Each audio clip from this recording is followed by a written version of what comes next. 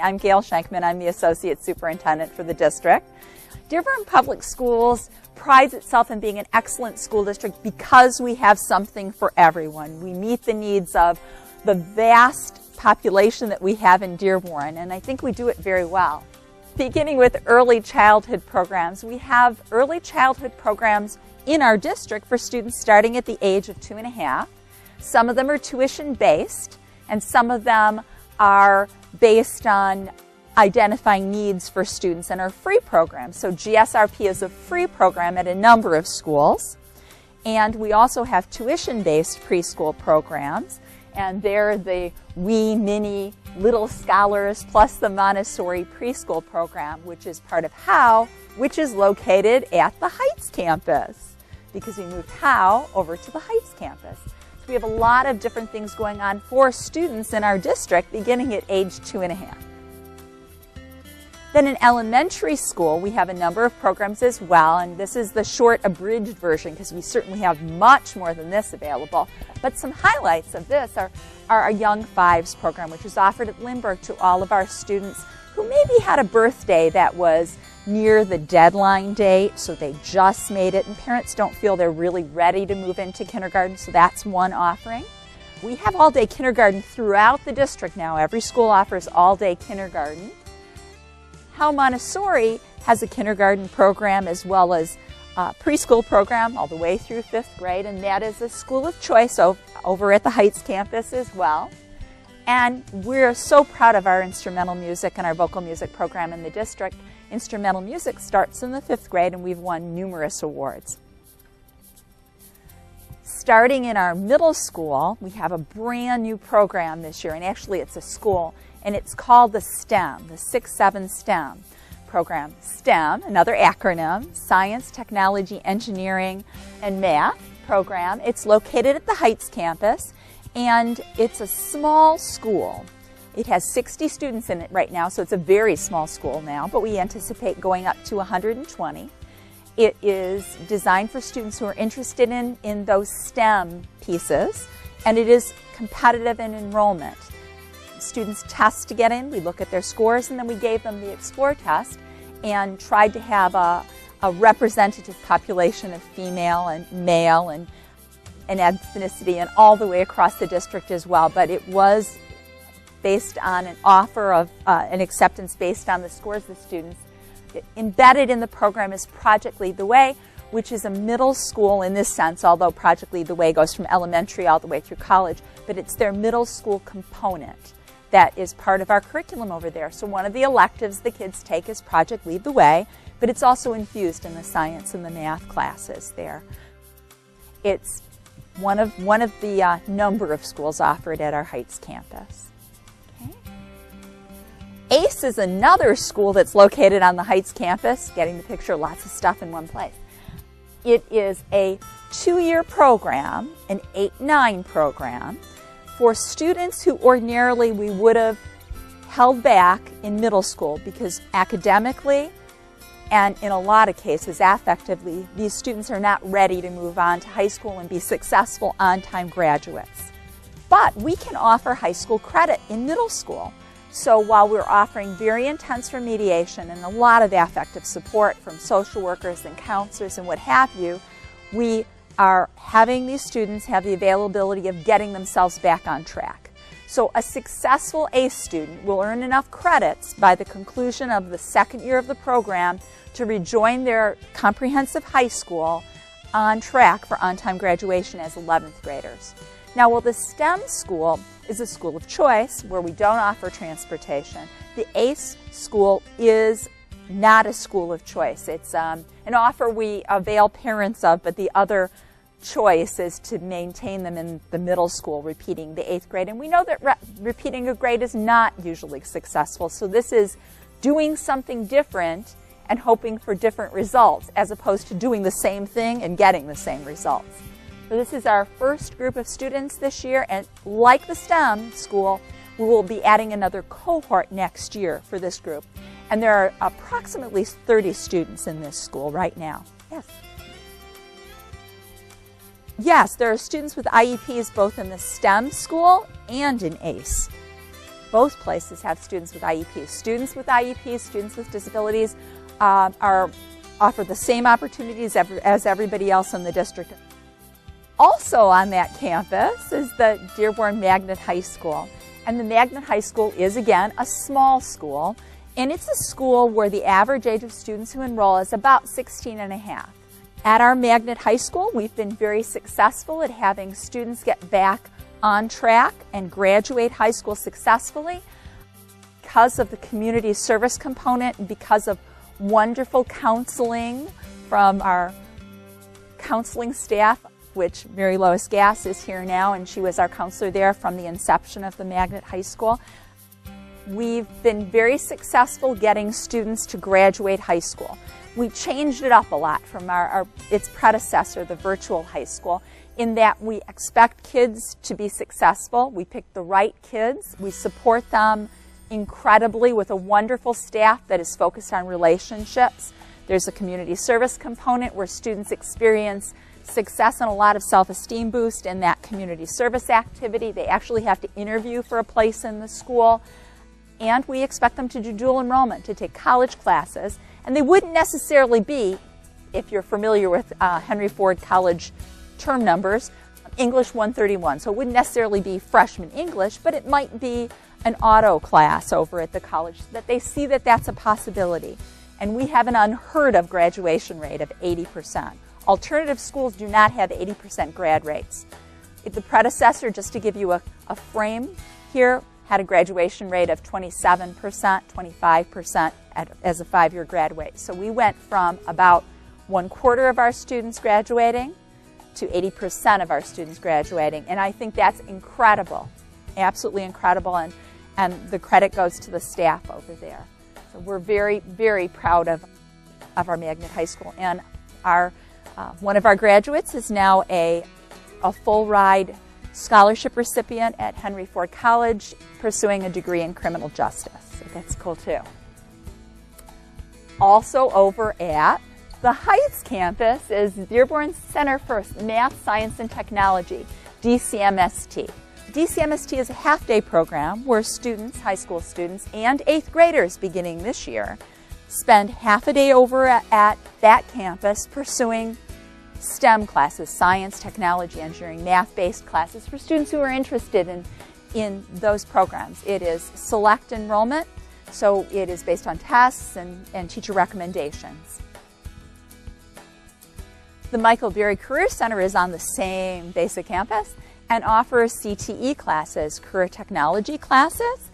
A great place for kids to spend half of their day to learn skills that will get them employment or a boost in the direction of college in those areas that they may be interested in.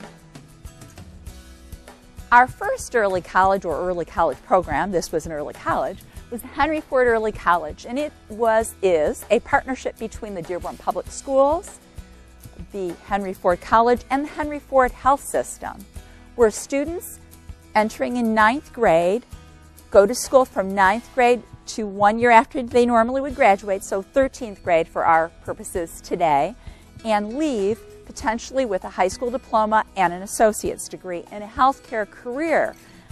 We have actually one of our graduates who is 19 years old, who is now an RN. She went ahead and got a bachelor's degree in nursing after leaving the early college and is working for Henry Ford Health System, making lots of money for a 19-year-old. That's very exciting. Now the early college is located on the main campus of Henry Ford College. It just opened that facility this year. It was located on the Heights campus, and now we've moved Montesorri over to where they were located. 50 students enroll every year. That's a set number of students. Enrollment is not selective at the Henry Ford Early College. It is based on a lottery, so we pull hats. 40% of the students come from outside of Dearborn. This is our out-of-district school of choice school, the only one we have. And we graduated our 3rd class recently in June. Henry Ford Collegiate Academy, and this is where a lot of people get confused and where I really want you to be our ambassadors. So the Collegiate Academy way back when our current superintendent, Mr. Whiston, applied for his position, he said that he wanted to bring free college to Dearborn. And it took a little while, but he was successful in doing that. So the Henry Ford Collegiate Academy is available to all of our students at the comprehensive high schools if they score high enough on the plan test. They have to score at college and career ready scores on the plan test in the 10th grade. And any number of them can be admitted to the Collegiate Academy. So there is no cut number of students. It's anybody who wants to be a part of it. And the Collegiate Academy began last year, and Robin Armstrong is our counselor, and she's sitting here, smiling, waving, yes. And the idea here is students can stay with their high school friends. They don't have to leave like they would have to leave at Henry Ford Early College and go to a separate school. This is a program or a school within a school. The students can be active in all their high school activities, they can be on sports teams, lots of that kind of stuff, and still be able to graduate with an associate's degree and a high school diploma. The way it works is this. They attend their schools just like they normally would, taking the regular classes in 9th and 10th grades, take the plan test, and let's assume that they score college and career ready on reading and on English and on math on that test. And they avail themselves of being a part of this program, and it's a full ride scholarship to Henry Ford College. That's what it is. Free books, free tuition, free fees. Parents have to get them there. That's it. In the 11th grade, they would be taking one class at the college and the rest of their classes at the high school. The one class is College 101, and it's a college class that is something that I know I would have loved to have had. It gives you all that kind of tips on how to be a college student, especially at Henry Ford College. In the second semester, they take 2 classes at the college and the 4 classes over at their home high school. And those classes are political science and a humanities class. And then in the 12th grade, they take all of their classes each semester, except one, at the college. They take one class, they stay tied to their home high school for their senior year, and they get to participate in all the senior activities, like the homecoming and prom and the senior party and graduation. They walk, and we will honor these students with our first group this year as honor students, because that's what they are. They're Collegiate Academy honor students, and have them participate and walk, but they won't get their actual diploma till the year after that. So at the conclusion of 13th grade, they will have another commencement, actually 2 more commencements. So instead of 1 graduation, we have 3.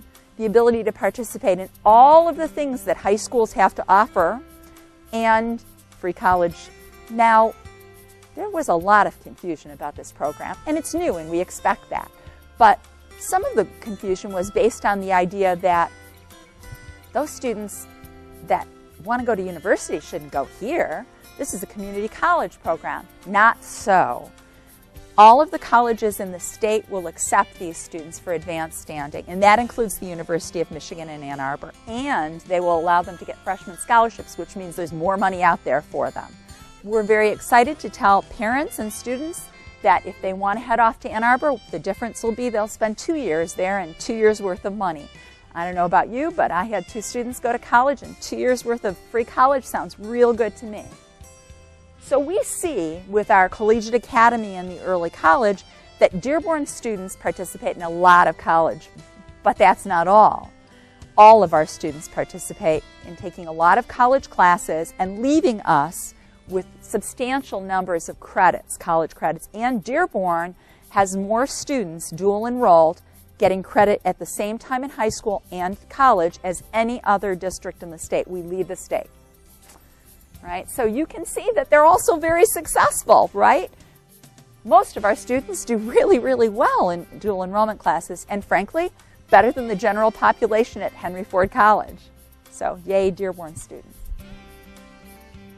Another way to earn college credit is through advanced placement. And we have a lot of face-to-face classes at our high schools and at DCMST that avail students of advanced placement classes. And with advanced placement, that means that you take the class in preparation for the test. And the test is a national test that's offered in May, and you sit for the test, and the test is scored. If you score 3, 4, or 5 on a scale from 1 to 5, you have the possibility of getting college credit the college is who awards the credit, but they will do it, universities across the country will do that based on what you score on the test. Some will accept a 3, some will require a 4, but generally speaking, 3, 4, and 5 are the scores that you need to get credit. And for those classes we're not able to offer face-to-face, we offer them through Michigan Virtual High School, and students can take those if their schedule doesn't allow them to be scheduled into a face-to-face class, and if they'd like to participate in advanced placement. Also fairly new to the district last year were parent contracts, and this stems from the idea of our parents knowing how their kids are doing, and especially in math and reading comprehension. Before parent contracts and before putting these scores on report cards, we talked to parents of students who were either ahead or maybe struggling, and they really weren't aware of that. So for example, we'd have a 5th grader, and a teacher would be having a meeting with a parent and say, you know, your student's reading at a 3rd grade level, and the parent was surprised. It happened a lot, certainly in middle school and in high school as well. So it might be a 7th grader who's reading at a 5th grade level, or it might be a 7th grader who's really reading at a 9th grade level. That communication wasn't happening. And I know that my own children who are college educated look at a elementary school report card that my granddaughters get, and they're just baffled by the 3 pages of lots of interesting information, but it doesn't tell them that information. It doesn't tell them in language that they understand how the kids are doing. But now we have on report cards, it's Susie's report card. It says she's reading a 3.3 grade level. That's 3rd grade, 3rd month. She's in 5th grade. Virtually all of our parents know that that's a problem, right? Same thing with math, problem solving. So that led us, that's the measure piece here, led us to the next piece, which is communicating with the parents on the report card and having that conversation and then responding to it. And that's what the parent contracts are. So what are the parents going to do to help that student move up and become successful and get back on grade level? And what are we going to do to help that student get up to grade level? And the parent contracts are a formalization of that. So everybody knows what their part of this is. And we've gotten a lot of real positive response from parent contracts. That communication piece being out there and they're through our elementaries and our middle schools. And new this year is My Learning Plan. So My Learning Plan is an individualized plan for each student in our district of what they're going to be working on that's a passion for them, that's going to help them become more successful. I'd like to think of it as being somewhat like our EDPs in our high schools and our middle schools, which are required starting in the 7th grade. So in those educational development plans, students need to identify what do they need to do to be successful to graduate. And this is another way of looking at that. So a student may say, I'm really excited about birds, and I want to study about birds. And that's identified in the learning plan. And maybe they'll be reading about birds. Maybe they'll be looking at science about aviation, how do birds fly, just so that there is learning that is tailored to that student's needs and engages the student. Because as we know, a student who's more engaged and doing something that's more of what they want to do tends to be more successful. So we're implementing these this year, and we're real excited to see how that goes. Their individual buildings are doing them all a little bit differently, so there isn't a very, very specific individual building plan for this, but you'll see that this piece and this part of it is going to be across the district, across grade levels. Thank you so much for being here. I really appreciate it.